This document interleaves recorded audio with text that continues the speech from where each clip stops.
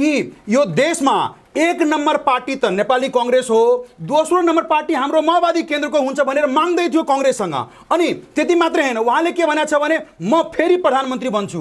अब एउटा कुरा मलाई त हाँसो लागिरहेको थियो, मलाई हाँसो लागिरहेको थियो कि यो प्रचण्डजी जस्तो मान्छेले के भन्दै रहेछ भने मतलब कांग्रेसलाई धम्काउने भनौँ कि चिडाउने भनौँ कि जे भनौँ कि दोस्रो शक्ति कम्युनिस्ट के सबभन्दा ठुलो शक्ति भनेको माओवादी केन्द्र हुन्छ। उहाँले भनेको कुरा के थियो भने माओवादी केन्द्र भनेको मात्रै म मात्रै प्रचण्डवाला माओवादी मात्रै माओवादी हो, बाँकी विप्लव खत्म भइसक्यो, बाबुरामजी खत्म भइसक्यो, बाँकी वैद्यजी खत्म भइसक्यो, बादलजी खत्म भइसक्यो। र उहाँको जुन चाहना मैले हेरेँ नि, मतलब कि म प्रधानमन्त्री हुन्छु, यसबाट त क्लियरै हुन्छ उताबाट आउनुभयो त्यहाँ आलो पालो प्रधानमन्त्री बन्छु भनेर जरुर सहमति केही भएको होला। त्यसै कारण त्यसको ग्रान्ड डिजाइनमा उहाँले त्यहीबाट ग्रान्ड डिजाइन हिसाबले उहाँहरूले चाहिने के छ भने एमालेलाई एक्लो पार्ने अनि चाहिने यो प्रचण्डजीलाई त मलाई के लाग्छ भने बेकार उहाँ चाहिने आफ्नो नाम माओवादी केन्द्र कम्युनिस्ट बेकार राख्नु भएको छ। उहाँको नाम पार्टीको के हुनु पर्थ्यो भने कांग्रेस राखिदिनु पर्थ्यो, माओवादी कांग्रेस राखिदिनु पर्थ्यो। हाम्रो देशमा पोलिटिकल स्टेबिलिटी ल्याउनको लागि वाम गठबन्धन बनेको थियो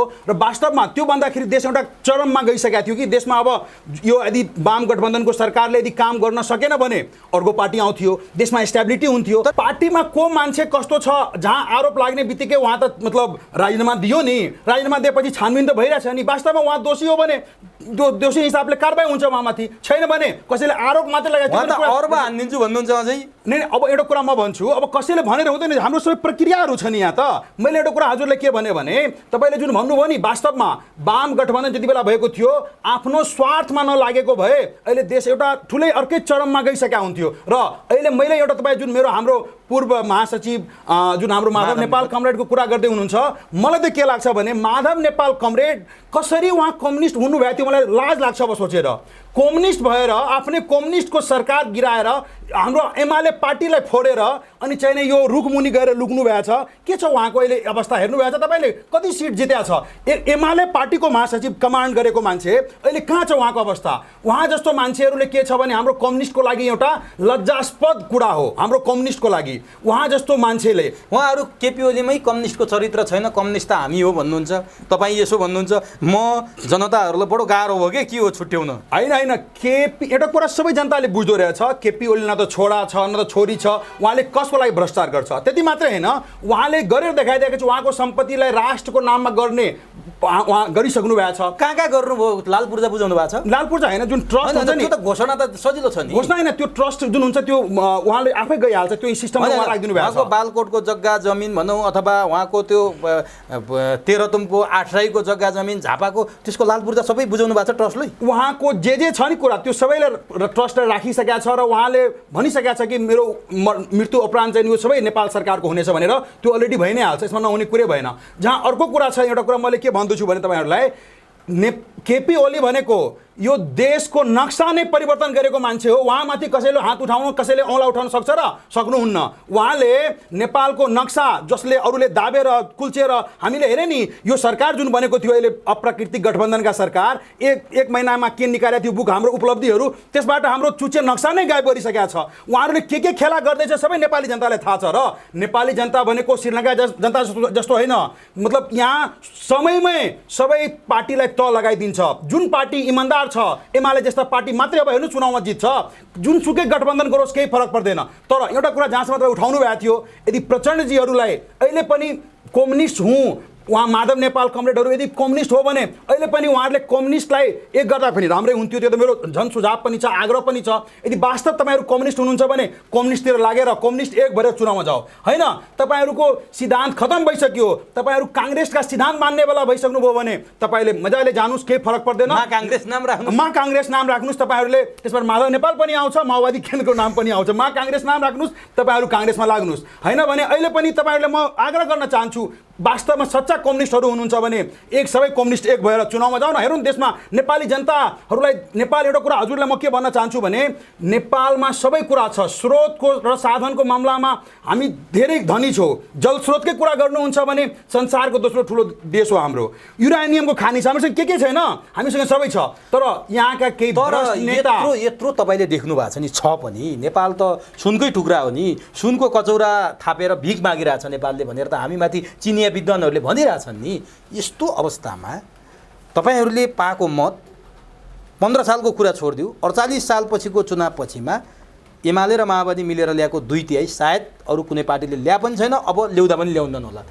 त्यो बेला तपाईँहरूसँग यति ताकत थियो कि केटालाई केटी र केटीलाई केटा बाहेक तपाईँहरूले चाहेको भए जे पनि गर्न सक्नुहुन्थ्यो। खोइ त, न रेल आयो, न पानी जहाज आयो, न जनताले राहत पाए, न जनताले समृद्धि पाए, न जनताले सुख पाए।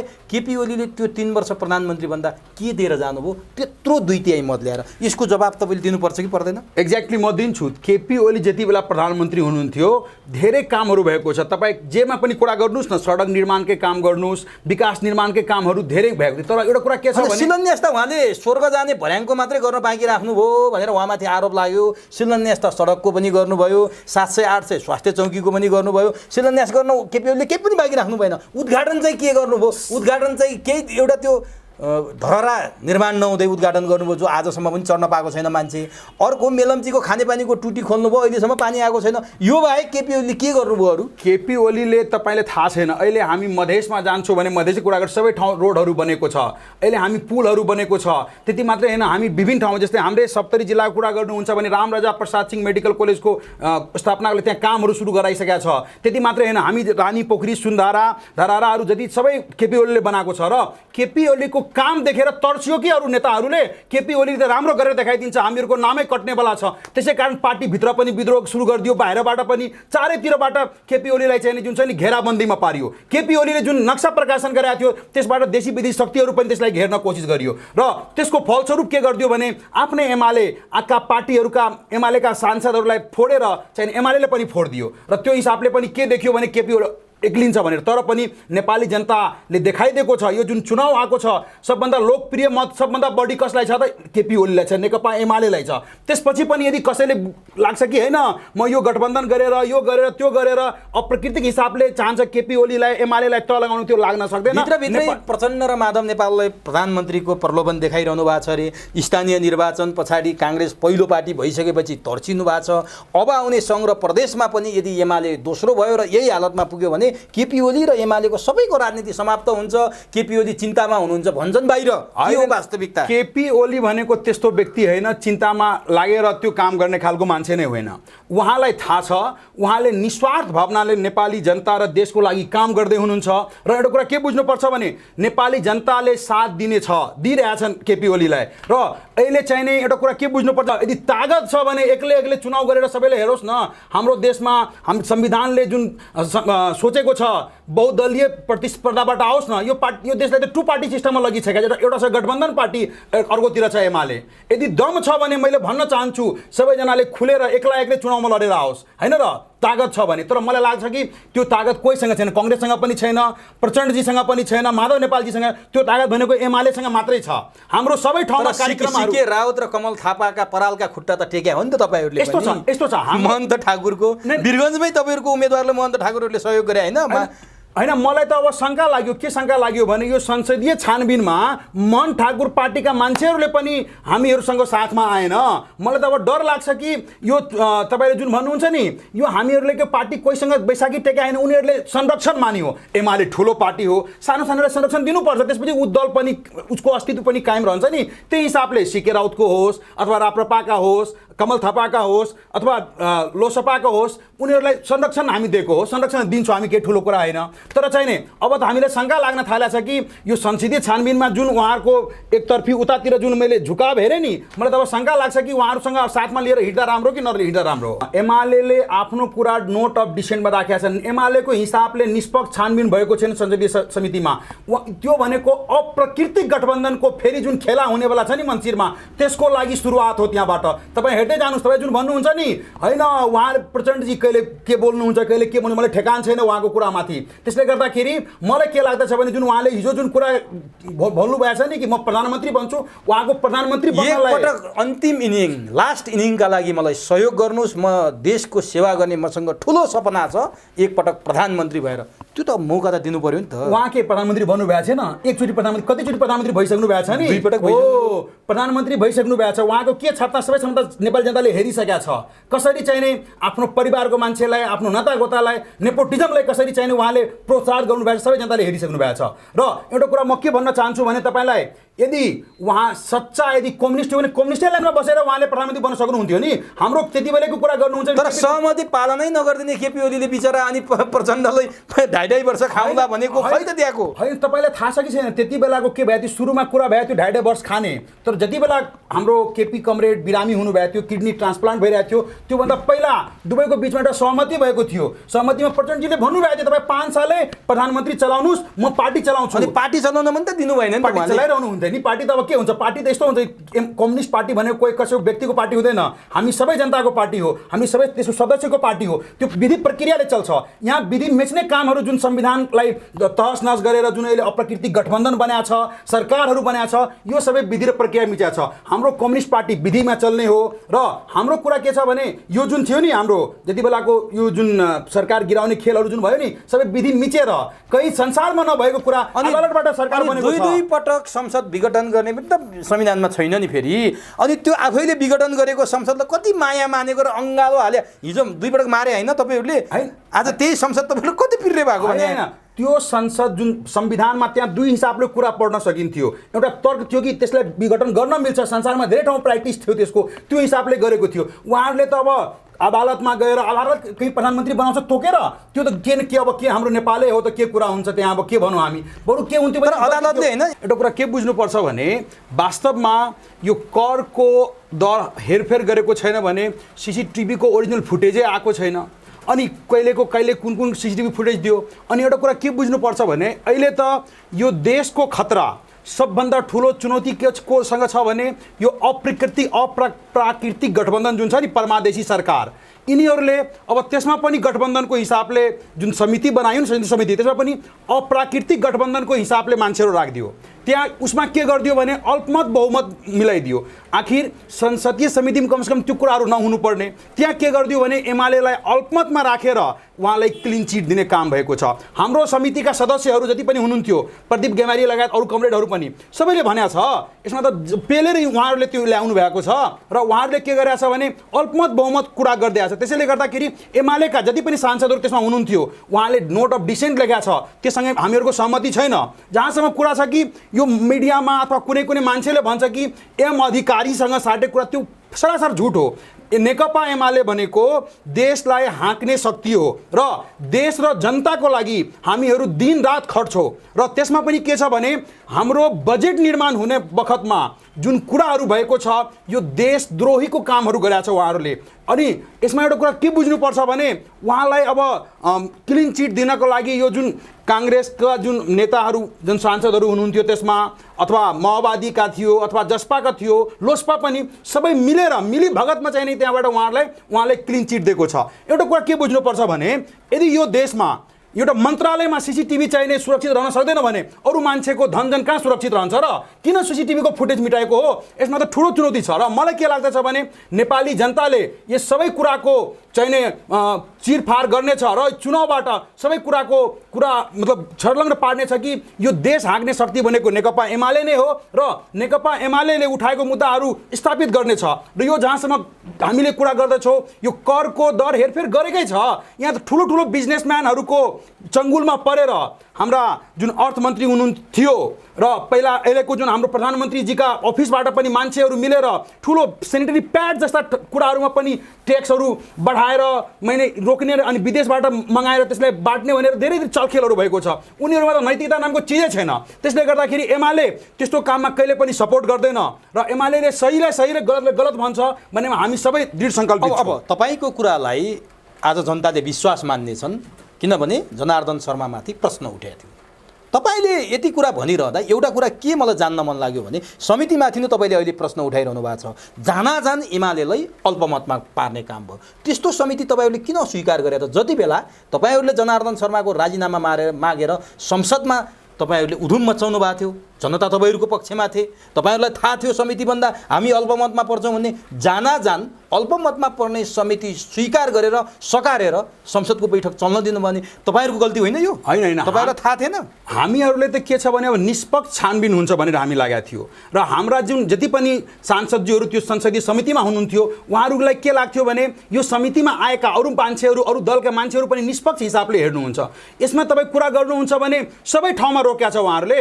जुन व्यक्तिको नाम आएको थियो, जुन नासुले चाहिने त्यहाँ बिगारेको थियो, फिर नासुलाई अब उसको बयानै लिन नमिल्ने, अर्थ मन्त्रालयको कर्मचारीहरूलाई बयानै नलिने। यो विषय किन उठाउनु भएन तपाईँका समितिका सदस्यहरूले? हाम्रा समितिका सदस्यहरू सबै ठाउँ उठाएको छ कुराहरू, तर सबै ठाउँमा के गरिदियो भने अल्पमत बहुमत कुरा गरिदिनु भयो उहाँहरूले। हामीहरूले एउटा कुरा के चाहन्थे भने कमसेकम जुन पार्टीबाट मान्छे आओस् न निष्पक्ष छानबिन गरोस्। तर चाहिँ एउटा कुरा के देखियो भने यहाँहरूको ठुलो ग्रान्ड डिजाइन, विदेशी शक्तिका चलखेलमा एउटा ठुलो ग्रान्ड डिजाइन भएको छ।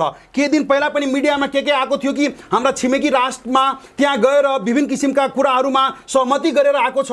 मलाई त अब शङ्का लाग्दछ कि आखिर त्यही चाहिने त्यहाँ जुन उनीहरू सहमति गरेर आएको छ त्यही सहमतिकै हिसाबले फेरि यिनीहरूले एउटा यसलाई ग्रिन सिग्नल दिनको लागि यस्ता कुराहरू गरेको जस्तो लागिरहेछ। कृष्णजी, प्रचण्डको भारत भ्रमणमा आलो पालो प्रधानमन्त्रीको प्रचण्ड र आरजुको बिचमा सहमति भएर आए भनेर जुन सञ्चार माध्यममा आएको थियो, तपाईँले भनेअनुसार जनार्दन शर्मालाई उन्मुक्ति दिने काम त्यही भारतबाट फर्केपछि भएको हो? एक्ज्याक्टली। मैले आजै बिहान न्युजमा सुनेको थिएँ, हिजो जुन प्रचण्डजीले कहाँ भाषण दिइरहनु भएको थियो, प्रचण्डजीले के बोल्दै हुनुहुन्थ्यो भने जनार्दन शर्मा पनि ग्रान्ड डिजायर अन्तर्गतै क्लिन चिट पाएर अर्थमन्त्री बनेका हुन्। एक्ज्याक्टली, मलाई पनि त्यो लाग्दछ। किनभने तपाईँलाई पनि थाहा छ कि यो जुन हाम्रो जनार्दन शर्माज्यूमाथि जुन आरोप लागेको छ त्यसमा त प्रधानमन्त्री निवास, प्रधानमन्त्री कार्यालयका पनि मान्छेहरूको नाम जुटेको थियो नि त।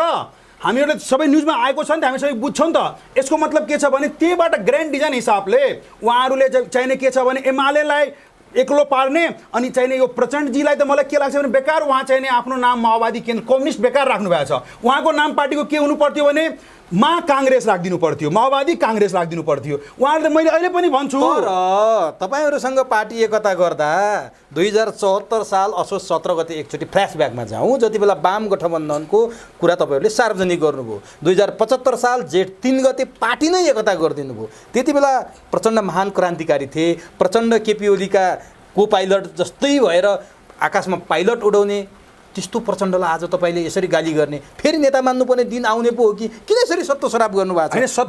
वाम गठबन्धन एमाले र माओवादी एकता त्यो पनि त सम्भावना छ। नै यस्तो कुरा छ। एउटा कुरा के बुझ्नुपर्छ भने वास्तवमा जुन वाम गठबन्धन बनेको थियो नि देशको आवश्यकता थियो। हाम्रो देशमा पोलिटिकल स्टेबिलिटी ल्याउनको लागि वाम गठबन्धन बनेको थियो र वास्तवमा त्यो भन्दाखेरि देश एउटा चरममा गइसकेको थियो कि देशमा अब यो यदि वाम गठबन्धनको सरकारले यदि काम गर्न सकेन भने अर्को पार्टी आउँथ्यो, देशमा स्टेबिलिटी हुन्थ्यो। तर त्यही वाम गठबन्धनको बेला होइन र ओम्नी यति के सुन्थेँ त म त। अनि त्यही वाम गठबन्धनको बेला होइन अहिले तपाईँहरूले यसरी प्रश्न उठाइरहनु भएको छ यो सरकारमाथि। हिजोकोमा पनि फर्कियो न। नै एक्ज्याक्ट तपाईँले जुन ओम्नीको कुरा गर्दै हुनुहुन्छ, यति कुरा गर्दै हुनुहुन्छ छ नि, अहिले त सरकार त उहाँहरूकै छ नि, त पोलखोल गरोस् न कहाँ के भएको छ। मैले एउटा कुरा के भन्दछु भने इतिहासमै केपी ओली जस्तो इमान्दार मान्छे प्रधानमन्त्री थियो र उहाँको पालामा केही उलटफुलट केही भएको छैन र मिडियाहरूको काम हुन्छ, कोही मान्छेको उचाल्ने काम हुन्छ, उचालेको छ। यदि त्यस्तो छ भने प्रुफ गरेर देखाउनुहोस् न। अहिले त हाम्रो एमालेको सरकार छैन नि, अहिले त काङ्ग्रेसको सरकार छ, गठबन्धन छ, के छ। गजबको केपी ओलीको सरकार हुँदा माधव नेपाल कुनै बेलाको तपाईँको महासचिव, झलनाथ खनाल कुनै बेलाको तपाईँहरूको प्रधानमन्त्री अध्यक्ष भइसकेका मान्छे, प्रचण्ड तपाईँहरूले ल्याएर को पाइलट बनाएको मान्छे, उहाँहरूले किन विद्रोह गरे होला है केपी ओलीकोलाई? त्यति राम्रो केपी ओलीले काम गर्दा गर्दै यो चाहिँ मलाई अचम्म लाग्यो के। एक्ज्याक्टली, केपी ओली के छ भने देश र जनताको लागि सबै काम गर्छ। आजसम्म नेपालमा कुनै नेताको नाम भन्नुहोस् न जसले आफ्नो सम्पत्ति राष्ट्रको नाममा गरेको छ, त्यो नेता भनेको केपी ओली नै हो। र केपी ओलीलाई थाहा छ कि देशको अहिलेको सबभन्दा ठुलो दुश्मन भनेको भ्रष्टाचारी र बेरोजगारी हो। त्यो भ्रष्टाचारी खतम गर्नलाई नै केपी ओली टाइट भएर जुन प्रस्तुत भएको थियो नि, सबैले तर्सियो, सबै डरायो र त्यो हिसाबले के छ भने आफ्नो ठाउँ कहाँबाट जोगिन्छ भने तर्सियो। 70 करोड काण्डका गोकुल बास्कोटा पनि त केपी ओलीकै निकट हुनुहुन्छ, उहाँकै छोरो जस्तो भएर बस्नु भएको छ। ठिक छ, स्थानीयताको चुनावमा नेपाली काङ्ग्रेस ठुलो पार्टी भयो, तर चाहिँ त्यो टेक्निकली भयो। तपाईँ मतको हिसाबले हेर्नुहोस् न, सबभन्दा बढी मत कुन पार्टीले पाएको छ? नेकपा एमाले। यसबाट पनि क्लियर भइसकेको छ कि नेपाली जनताले नि त नेकपा एमाले 753 तहमा उम्मेदवार उठायो, नेपाली काङ्ग्रेस त मिलिजुली गर्यो नि त, तालमेल गर्यो, गठबन्धन गर्यो, उसले त सबै ठाउँमा उम्मेदवार उठाउन पाएन, त्यहाँको मत त काउन्ट भएन नि। त्यो हिसाबले पनि ख्याल गर्नु पर्यो नि त। यो कुरा बुझ्नुपर्छ कि नेपाली काङ्ग्रेसको अब हैसियतै रहेन सबै ठाउँमा चुनाव उठाउनलाई। उहाँले प्रचण्डको बैशाखी चाहियो, माधव नेपालको बैशाखी चाहियो, उपेन्द्र यादवको बैशाखी चाहियो, त ठिक छ उहाँ बैशाखीमा हिँडोस् न, तर केपी ओलीले त एक्लै हिँडेर देखाइदियो नि, एक्लै सबभन्दा बढी मत लिएर देखाइदिएको छ नि त। अबको सङ्घको चुनावमा केपी ओलीले माधव नेपाल र प्रचण्डको बैशाखी टेक्ने कि नटेक्ने सङ्घ र प्रदेशको चुनावमा? एकदम सङ्घ र प्रदेशको चुनावमा यदि कम्युनिस्टहरू एक आउँछ, मलाई के लाग्छ भने वाम एकताको खाँचो यदि वास्तवमा सच्चा प्रचण्डजी सच्चा कम्युनिस्ट हुनुहुन्छ, माधव नेपालजी सच्चा कम्युनिस्ट हुनुहुन्छ भने उहाँले आफ्नो गरेको गल्तीहरूलाई आत्मालोचना गर्नुपर्छ। हाम्रो पार्टीभित्रबाट पनि कसैले गल्ती गरेछ आत्मालोचना गरेर सबै एक भएर वाम गठबन्धन बनाउँदा राम्रो हुन्थ्यो, किनभने देश एउटा ट्र्याकमा जान्थ्यो। होइन भने उहाँहरूलाई लाग्छ कि होइन म कम्युनिस्टको केही मान्छेलाई लिएर म रुखमुनि गएर लुक्छु भने उसबाट केही फरक पर्ने। तपाईँ हेर्नु होला, यदि गठबन्धन गरे पनि अप्राकृतिक गठबन्धन यति जनताले स्वीकार्नेवाला छैन। हामी एक्लै एक नेकपा एमाले जित्ने खालको अवस्थामा पुगिसकेका छ। तर केपी ओली माइनस केपी ओली प्रवृत्ति मात्रै गठबन्धन सम्भव छ भनेर उनीहरूले भने। त्यो प्रवृत्ति के हो तपाईँलाई थाहा होला। प्रचण्डले 2 दिन अगाडि एमालेसँगको गठबन्धन अब च्याप्टर क्लोज, काङ्ग्रेससँग मात्रै गठबन्धन हुन्छ, काङ्ग्रेसले दोस्रो पार्टी बनाएन भने चाहिँ दुर्घटना हुन्छ भनेर भनेका छन्। अब तपाईँहरू त तेस्रो पार्टी पो बन्ने सम्भावना देखियो त। प्रचण्डलाई भनेर यदि एमाले तेस्रो पार्टी हुन्छ भने यो कुन उहाँ ज्योतिषी हुनुहुन्छ, उहाँले आफ्नो कुरा सोचोस् कति % मत ल्याएको छ अहिले। र तर तपाईँहरूमाथि प्रश्न गम्भीर उठिरहेछ। यम अधिकारी खोजेर मान्छेले हैरानै पारे, माओवादीका विद्यार्थी सङ्गठनले त सडकमा उधुमै गरे, तपाईँहरूलाई बडो गाह्रो भयो। कस्तो उपयुक्त समय आइदियो भने यम अधिकारी तिमीहरू नखोज, हामी जनार्दनलाई उन्मुक्ति दिन्छौँ भनेर भित्री रूपमा एमाले र माओवादीको कुरा भयो, सहमति भयो। अझै वाम गठबन्धन र कम्युनिस्टहरू मिल्ने काहीँ ठाउँ रहन्छ कि भनेर तपाईँहरू माओवादीप्रति जनार्दन शर्माप्रति नरम हुनुभयो। जनार्दन शर्माले ईश्वर पोखरेल र शङ्कर पोखरेलले भेटिसकेपछि यो प्रतिवेदन सार्वजनिक भयो। एमाले बाहिर विरोध त नाटक मात्रै गरे हो भन्छन्। के हो वास्तविकता? यम अधिकारीसँग साट्या हो? होइन, मलाई यस्तो कुरा लाग्दैन र यस्तो कुरामा एमालेका कोही पनि व्यक्ति संलग्न हुँदैन भने म यसबाट ढुक्कै छु। एम अधिकारी जहाँसम्म कुरा छ, महाप्रसाद अधिकारी हो, यो एम अधिकारी को भन्नेहरूलाई गएर सोच्नुपर्छ। हाम्रो जुन छ महाप्रसाद अधिकारी हाम्रो कुनै पार्टीको कुनै कमिटीमा हुनुहुन्न, अलरेडी उहाँले विज्ञप्ति निकालिसकेका छ, हाम्रो पार्टीले निकालिसकेका छ।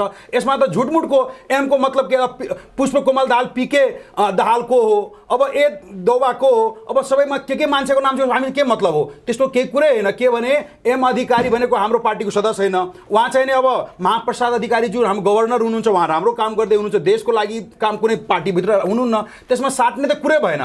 जहाँसम्म कुरा छ, यदि मलाई के लाग्दछ भने वास्तवमा यदि प्रचण्डजी कम्युनिस्ट हुनुहुन्छ, यदि जनार्दन शर्मा कम्युनिस्ट हुनुहुन्छ, अथवा अरू कोही पनि कम्युनिस्ट छ भने त्यो कम्युनिस्ट एकताको लागि कुरा गर्न गएको होला हाम्रो नेताजीहरूसँग। हाम्रो नेताजीहरू पनि त्यो कुरामा यदि वास्तवमा सबै कम्युनिस्ट हामी छौँ भने एक भएर जाँदा राम्रो हुन्छ भनेर कुरा गरे होला। तर उहाँलाई निकाल्ने त्यस्ता कुरा केही हुँदैन। हाम्रो पार्टी यस्तो छ, तपाईँले भन्नुभयो नि एकछिन पहिला के कुरा भन्नुभएको छ भने गोकुल बास्कोटामाथि आरोप लाग्यो, राजीनामा दिएछ नि, फर्केर फेरि गएको छैन, मन्त्रालयमा गएको छैन नि, त्यस्तो पार्टी हो। शेरबहादुर तामाङले एउटा टर्म स्लिप भयो, राजीनामा दियो।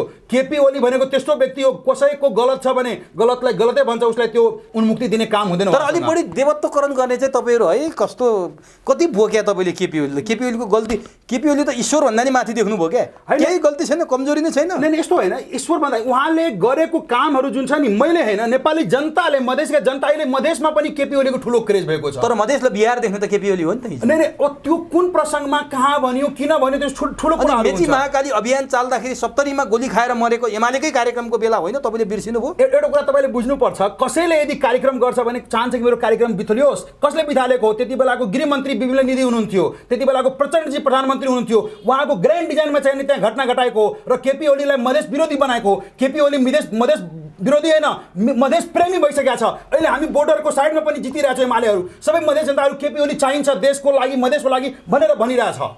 भनेपछि केपी ओलीलाई मधेस विरोधी बनाइयो ग्रान्ड डिजाइनको हिसाबले बनाएको छ। अब मलाई भनिदिनुहोस्, यति बेला जनार्दन शर्मा तपाईँ र म कुराकानी गर्दा गर्दै शपथको दोस्रो शपथको तयारीमा छ।